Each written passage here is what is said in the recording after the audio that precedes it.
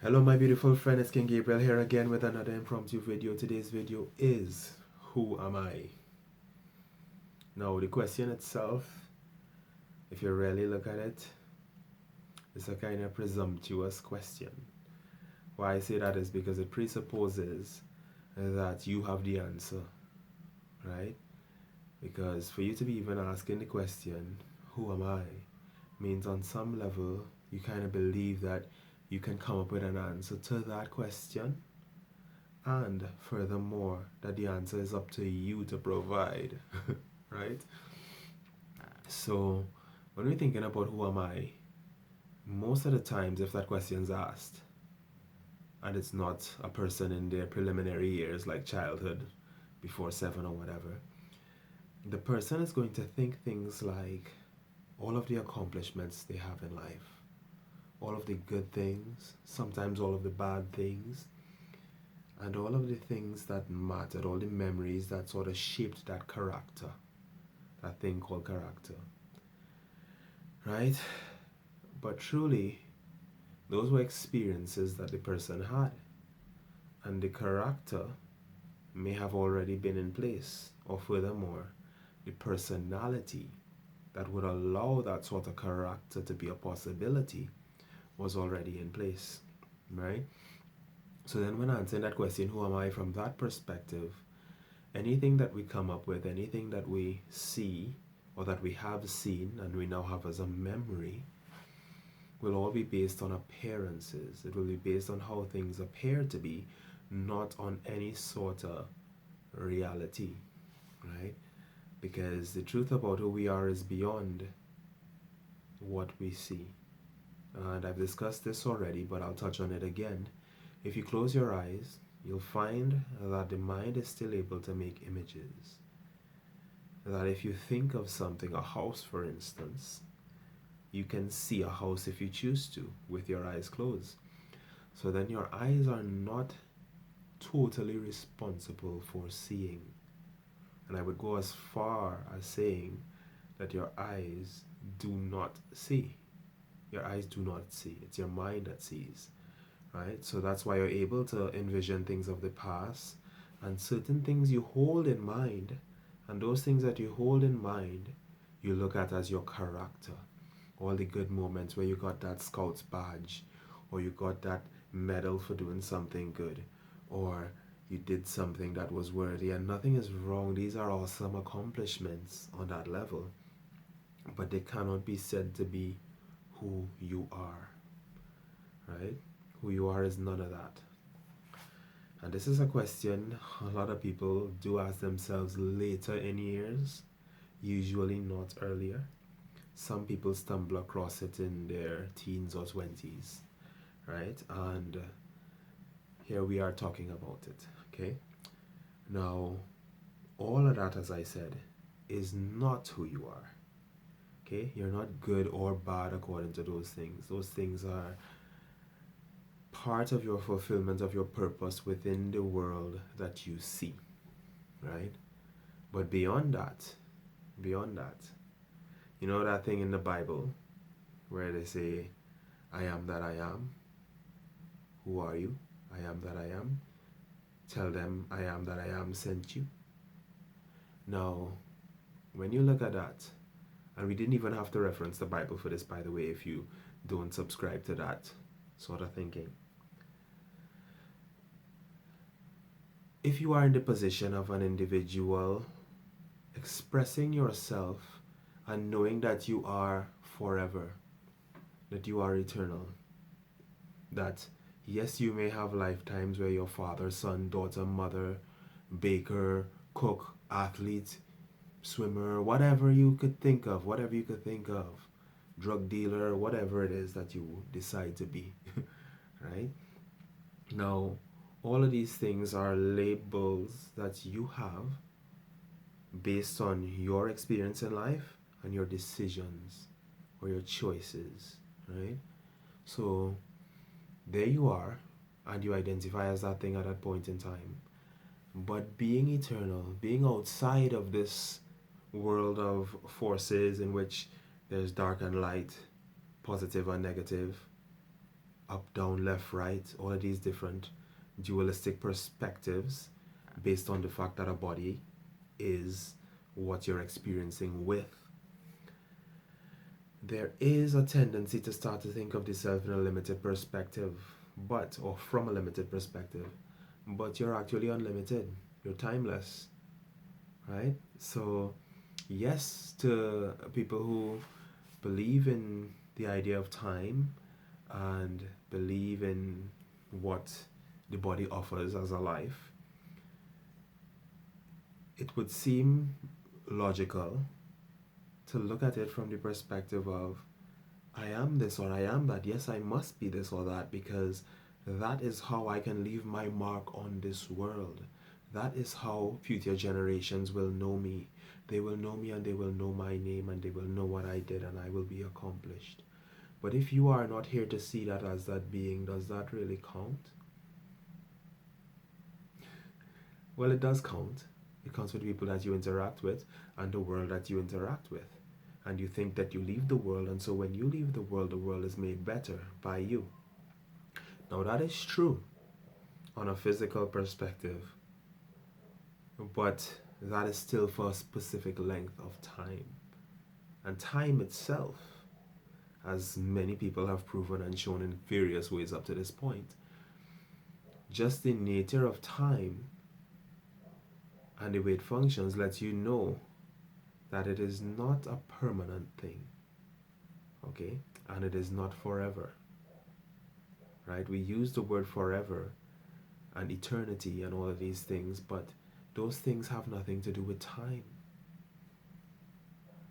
all right? Eternity means without time. It means forever, no beginning and no end. It has nothing to do with time, but we use it in terms of time because, again, that's the body's understanding of it, right? We want to prolong the life of the body, okay? But we are more than that, and I don't want to get too much into that and lose track of the topic that we're on. The topic we're on is, who am I? So from this perspective, where we recognize that, hey, I am eternal, I'm an eternal being. Being that eternal being, being that eternal being, you can't look at life the same way, right? You look at it from the perspective of, this is an expression that's presently happening and occurring. Wonderful. I am here, I am present, I love it. I love it. I love certain aspects of it that I cherish, and I let go of the ones that I don't cherish. I'll probably forget about them without even thinking about it. It'll go, it'll phase out. It won't be here a little while from now. It'll pass, right? But certain ones we will remember because they're meaningful to us and we put energy and emphasis on it. The ones that I love, I'll keep with me. I'll keep them with me, right? So from that perspective, who am I can become a culmination of memories, ideas, and things that we love. But, as I said before, I am that I am. Now, if I am, and I am independent of memories, I am independent of joys or sorrows, I am independent of these things for my sustenance, for my satisfaction, for my being to be fulfilled, then is it necessary to keep them? And this is the reality of the situation. We are fulfilled from a source that has nothing to do with this world, nothing with what to do with what we see, what we hear, what we felt, what we've known. And so, to define that question, who am I, it would be impossible to define it from the perspective of a body and from the worldly perspective. But once the experience has happened to show that you're not the body, then looking on the world is like entertainment. It's good, it's fun, and you still take care of the things that you care about because to a certain degree, to experience them, you do believe in them.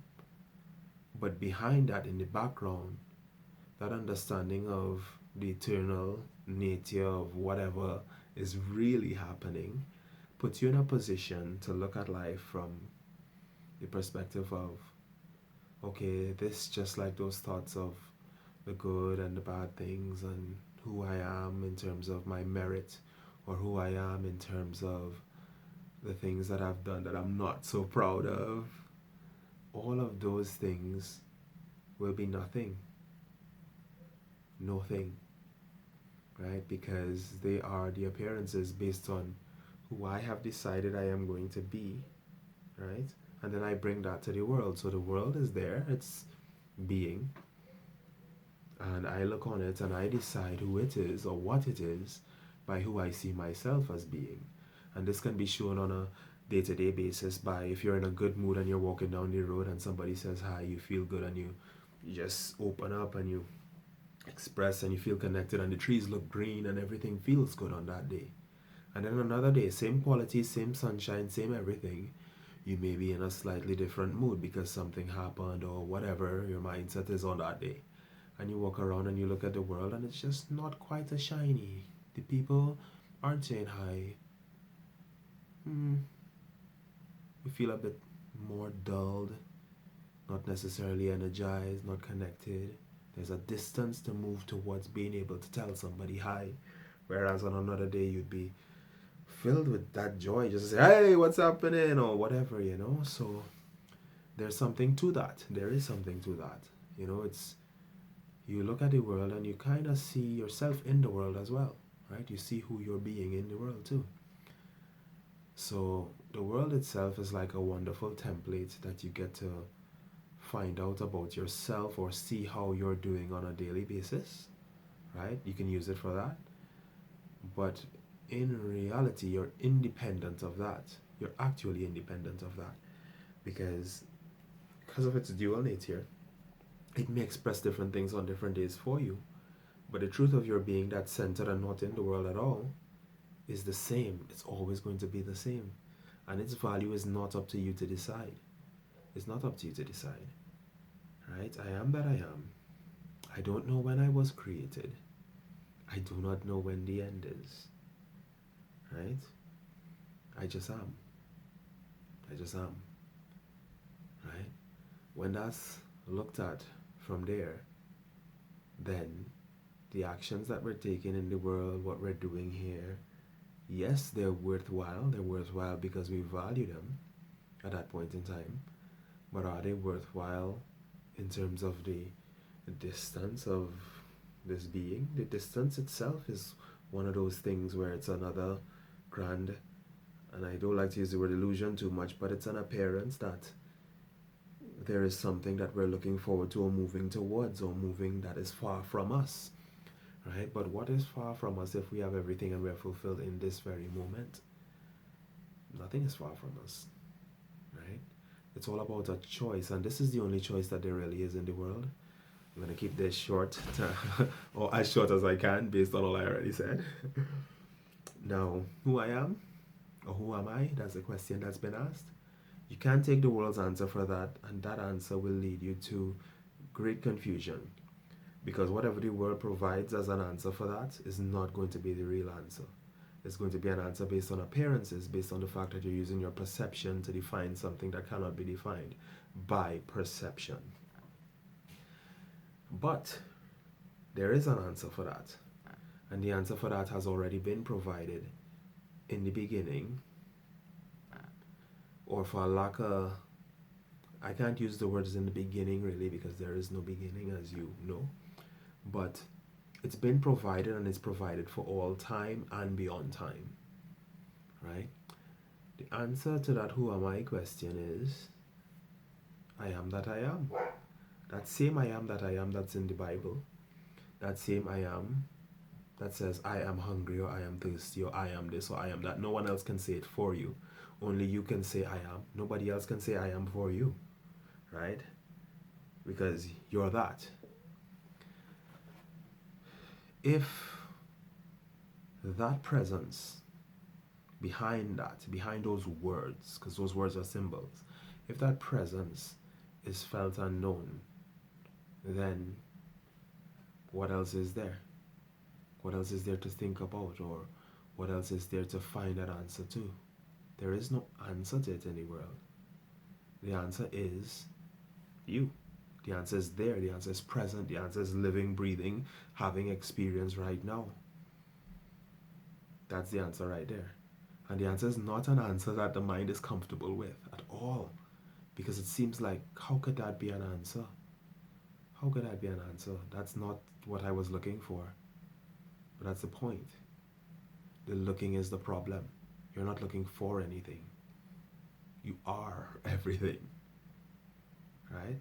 So the mind tries to get you looking, searching, hunting to find something that you already have and are. And that is confusion. And that is where the world itself springs up from, to give you multiple options as to what you could be. What am I? I can be this, I can be that, I can be anything. Of course you can be anything. Listen to that story that your parents tell you when you're young, right? Because it's important for the world, definitely. But is it really important for you? For the real you? I'm a doctor, I'm a lawyer, I'm a this, I'm a that, I'm a whatever. Yeah. Okay. Yeah. And understand, this is not a criticism of anybody who has taken up such a path. That's a noble path. You serve your purpose within the world. But don't get that confused with the reality of who you are, or else you will be sad in this world and you will have to pretend that you're happy. Right? Happiness is not necessarily a smile or relating to others in a way that lets them know that you're happy, because you can smile and you can radiate light. That's not what it's about. Right? Happiness could be in a moment just like I went into one right now. A self-generated thing, and it's real. It's not fake. It's not fake, right? And that's an understanding that we could get to, right? Where happiness is accessible at any moment, in any situation, given any context, any variation in situation. You will not identify yourself with the situation because you are not it. So who am I is not attached to what the world is presenting. Who am I is beyond the world. And that is why the world cannot give an answer to it. And in the end, there is only one. And I know you know this. You've heard it many places before. Right? There is only one because, as I said, it's only you that can speak your name and say, I am. No one else can speak it for you. So I hope that that resonated in some way. This ended up being a longer video than I expected, but for those who listen, I believe it will serve a valuable purpose. Okay? It'll serve. So, have a lovely one. Pleasure to talk to you today. Eternal love and infinite peace.